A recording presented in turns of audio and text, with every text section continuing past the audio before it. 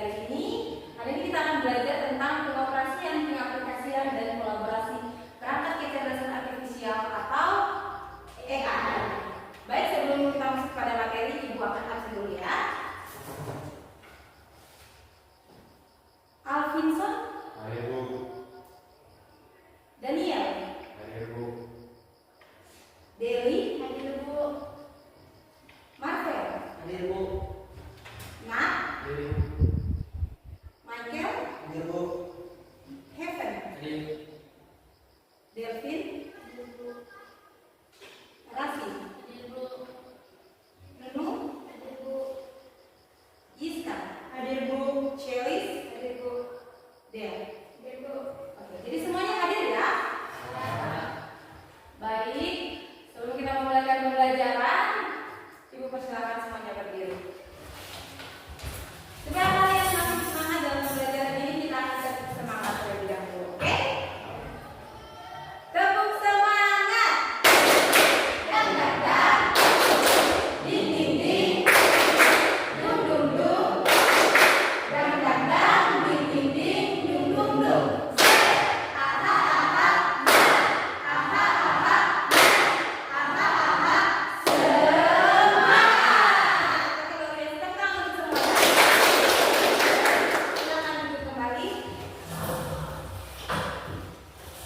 Selanjutnya saya bisa melihat bahwa materi kali ini adalah pengoperasian, pengaplikasian, dan kolaborasi perangkat kecerdasan artifisial atau AI. Ibu punya pertanyaan untuk kalian, siapa yang sudah pernah menggunakan ChatGPT atau aplikasi AI lainnya? Sudah pernah pakai aplikasi kecerdasan artifisial lainnya? Sudah? Sudah. Kalau sudah, aplikasi apa yang kamu sudah pernah pakai? AI. Baik, karena itu paling gampang ditemukan ya, karena sudah ada di handphone masing-masing, di WhatsApp masing-masing. Baik, selanjutnya kita akan belajar. Dalam pembelajaran hari ini ada tujuan pembelajaran yang harus kita capai. Yang pertama, memahami cara kerja dan pengoperasian AI. Yang kedua, mengetahui pengaplikasian AI di berbagai bidang. Yang ketiga, menjelajahi potensi kolaborasi manusia dan AI. Baik, kamu kan tadi katanya sudah pernah menggunakan kecerdasan artifisial. Seperti contohnya tadi, Meta AI. Kita akan belajar apa sih itu kecerdasan artifisial. Bisa satu orang bantu baca? Michael bisa bantu ibu baca?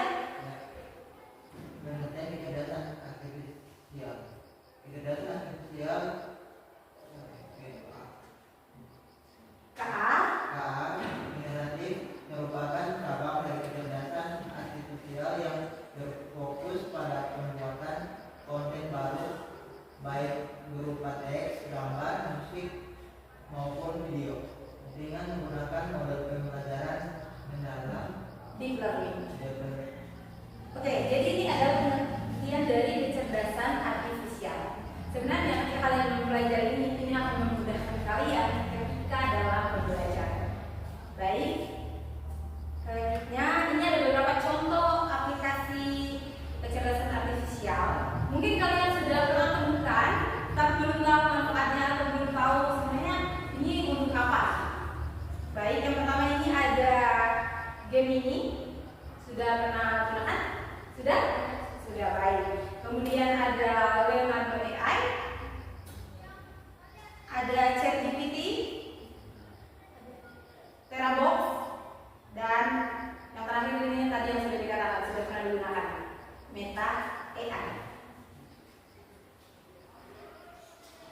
Pengoperasian dan pengaplikasian AI, pertama kita belajar dari pengoperasian AI.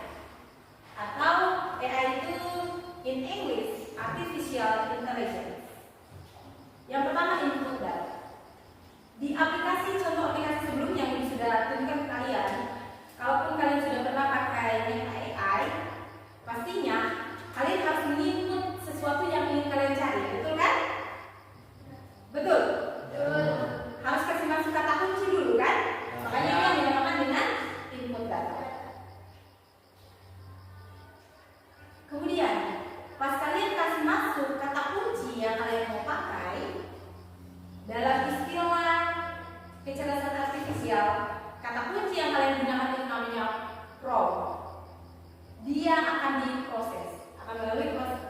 pemrosesan dari data yang akan kalian masukkan. Kemudian akan muncul outputnya. Kata kunci yang kalian masukkan atau prompt yang kalian masukkan, setelah diproses akan muncul jawabannya. Akan muncul kan? Ya. Ya, akan muncul itu yang dinamakan dengan outputnya. Kemudian pembelajaran berkelanjutan. Apa yang muncul pada saat prompt itu kalian masukkan dan setelah diproses akan keluar hasilnya, kita harus pembelajaran berkelanjutan. Artinya kita harus menganalisa apa yang sudah dikeluarkan sebagai outputnya. Apakah sudah sesuai dengan harapan kita atau belum? Kalau belum, otomatis kita harus pelajari lebih lanjut, sehingga dinamakan pembelajaran berkelanjutan. Next, pengaplikasian AI. Yang pertama, dalam dunia kesehatan, ini akan membantu menganalisis atau diagnosis penyakit seseorang. Luar biasa, ini kecerdasan artifisial. Dia membantu dalam bidang kesehatan, yaitu untuk menganalisis atau diagnosis sakit penyakit yang diderita oleh pasien. Kemudian dalam bidang pendidikan, ini akan membantu kita berkembang dengan sesuai dengan perkembangan saat ini. Tentunya akan memudahkan kita, baik guru maupun siswa, dalam dunia pendidikan. Berikut industri. Dalam industri, kecerdasan artifisial ini membantu mereka dalam pengambilan keputusan. Karena memudahkan. Input data yang dimasukkan akan memudahkan bagi pihak industri untuk pengambilan keputusan. Jadi dalam mengambil keputusan diperlukan sebenarnya kecerdasan artifisial ini membantu untuk industri dalam pengambilan keputusan. Berikut dalam transportasi. Pernahkah kalian dalam keseharian, mungkin kalian sudah sering pakai sosmed, pernahkah kalian melihat mobil yang berjalan tanpa orang di dalam? So, pernah? Sudah. Yang menggerakkan mobil itu tanpa ada orang yang mengemudi di dalam itu adalah salah satu bentuk dari kecerdasan artifisial dalam bidang transportasi. Itu dia diprogram sehingga mobil itu bisa berjalan tanpa harus ada orang yang menyetir di dalam. Itu yang dimaksudkan dalam kemudahan kecerdasan artifisial dalam bidang transportasi. Tidak perlu ada software di dalam, karena itu sudah diprogram, mobilnya bisa berjalan tanpa ada pengemudi di dalam. Memudahkan kan? Ada yang gugup kalau naik mobil yang tidak ada sopirnya di dalam. Ada yang gugup? Gugup ada paling aneh, karena kan biasanya kan kita naik mobil itu pakai pengemudi. Tapi kalau tidak ada perasaan gugup seperti itu. Tapi kita tidak takut, tidak perlu takut sebenarnya, karena itu sudah di-setting. Kemudian dalam perkembangan dunia yang semakin modern ini pastinya tidak akan menemukan hal-hal yang demikian. Jadi kita tidak perlu kaget. Kalau nanti di bangkit suka ada seperti itu, mau tidak mau terlalu terima. Cuman apakah bangkit sudah bisa terima itu? Mungkin kayaknya belum, karena kalau masih terlalu banyak tidak rusak. Jadi kan biasa belok, ya seperti itu. Tapi kalau di kota-kota besar, transportasi yang tanpa sopir atau driver itu sudah banyak ditemukan. Itulah salah satu fungsi kecerdasan artifisial dalam bidang transportasi. Atau mungkin nanti salah satu di antara kalian, apalagi yang jurusan TKJ, mungkin bisa mampu buat program yang bisa membantu kita dalam menyelesaikan tugas-tugas.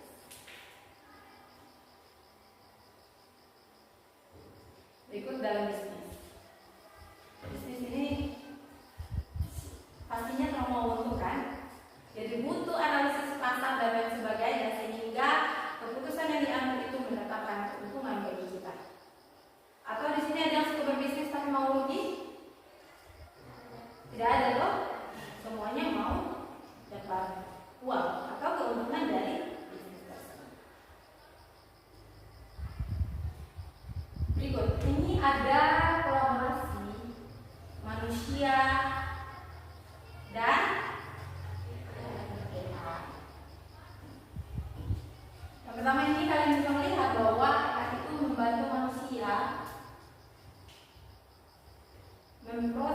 mempercepat proses analisis dan juga mengurangi pekerjaan repetitif.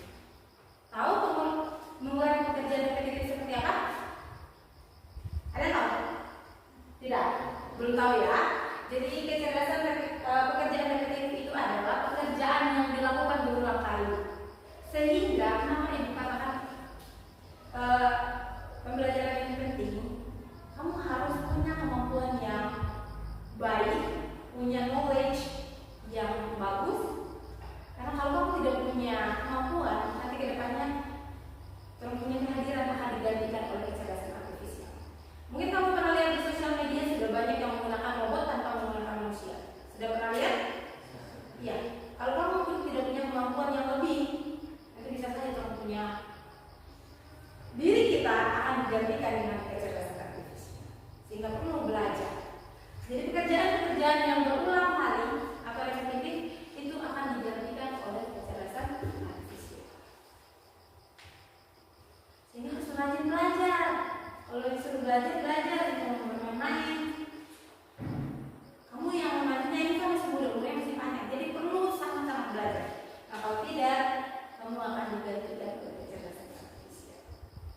Robot-robot itu yang menggantikan kehadiran manusia itu diprogram oleh manusia untuk bekerja. Karena mungkin kalau pada manusia kamu malas bekerja, lebih baik robot. Kalau robot kan diperintah, tidak ada dia ini kan, kayak membantah. Bukan biasanya suruh lagi. Tapi kalau robot karena program segala seperti itu, program kecerdasan artifisial, pasti dia akan lakukan. Sehingga penting kita bagi kalian yang mau masuk banyak itu belajar. Dan jangan sampai kita punya kehadiran juga dibutuhkan lagi. Karena kamu sudah lihat sendiri kan sekarang perkembangan yang ada, banyak pekerjaan-pekerjaan yang sudah mulai diambil alih oleh robot. Robot itu diprogram lewat kecerdasan artifisial.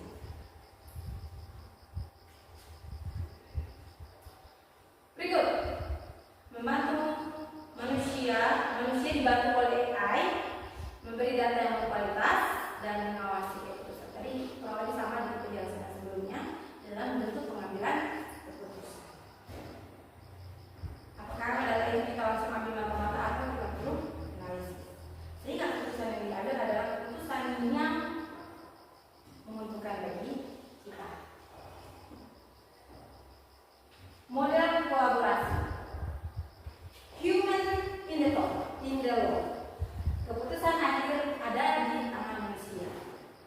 Seperti tadi yang sudah dijelaskan, dalam memasukkan data kemudian diproses dan nantinya output, pada akhirnya kita perlu menganalisa. Dan pada akhirnya keputusan ada di tangan kita. Apakah kita mau mengambil mentah-mentah yang kita dapatkan dari kecerdasan artifisial atau perlu kita kelola lebih lagi untuk menghasilkan yang lebih maksimal. Kemudian copilot model. AI sebagai asisten yang cerdas. Jadi kita sebenarnya walaupun ada kecerdasan artifisial, kita tidak boleh tergantung sepenuhnya kepada kecerdasan artifisial. Nanti kamu punya otak sudah tidak digunakan lagi. Jadi harus balance. Kalaupun kita sudah digunakan dengan kecerdasan artifisial, tapi otak yang Tuhan sudah ciptakan ini kita harus gunakan juga untuk menganalisis apakah ini sudah sesuai dengan harapan seharusnya atau belum. Sehingga kecerdasan artifisial dari AI kita gunakan, tapi kemampuan kita pun harus kita gunakan. Kemudian full automatization. AI bekerja mandiri dengan pengawasan manusia. Itu robot-robot kan tidak dipercaya. Kerja ini, atau mungkin kamu sudah pernah lihat yang smart home yang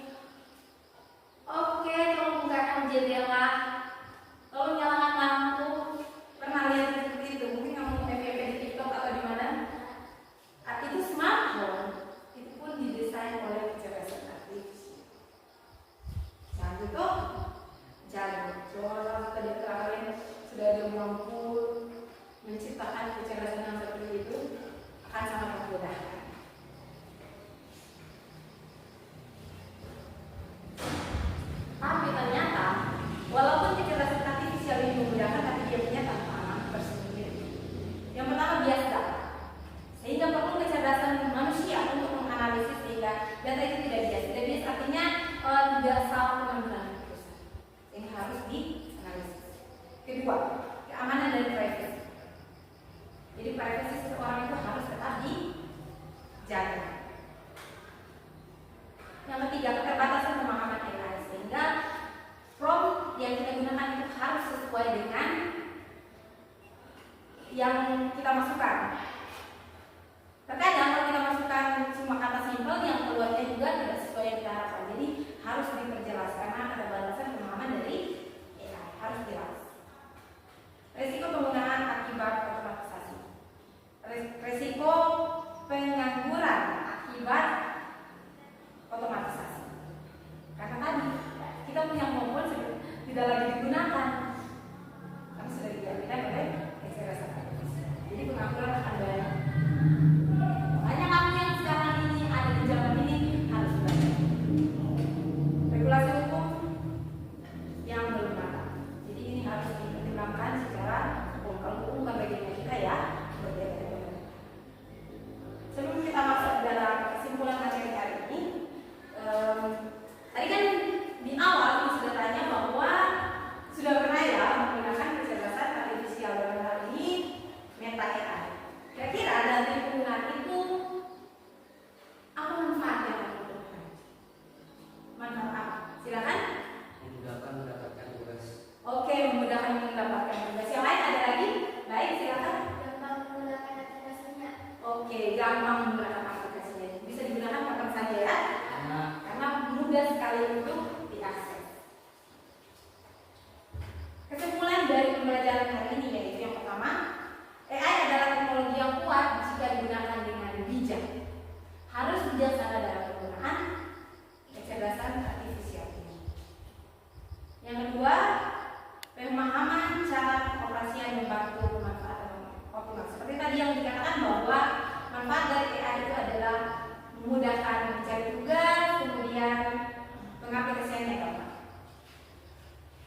Yang selanjutnya, kolaborasi dengan manusia dan artificial intelligence adalah kunci dari hasil yang terbaik. Harus dikolaborasikan antara dua pemikiran ini, kecerdasan artifisial dan juga kecerdasan intelektual yang dimiliki oleh manusia. Berikut masa depan artificial intelligence yang etis, aman, dan bermanfaat. Tentunya memberikan manfaat bagi kita. Oke, itu dia presentasi materi tentang kecerdasan artifisial. Selanjutnya kita akan bertemu pada pertemuan berikut dengan langsung mempraktekkan penggunaan kecerdasan artifisial seperti yang tadi sudah tunjukkan, ada beberapa contohnya. Kita akan bertemu pada pertemuan selanjutnya dan langsung mempraktekkan kecerdasan artifisial karena beda kecerdasan artifisial beda juga manfaatnya. Jadi kita akan belajar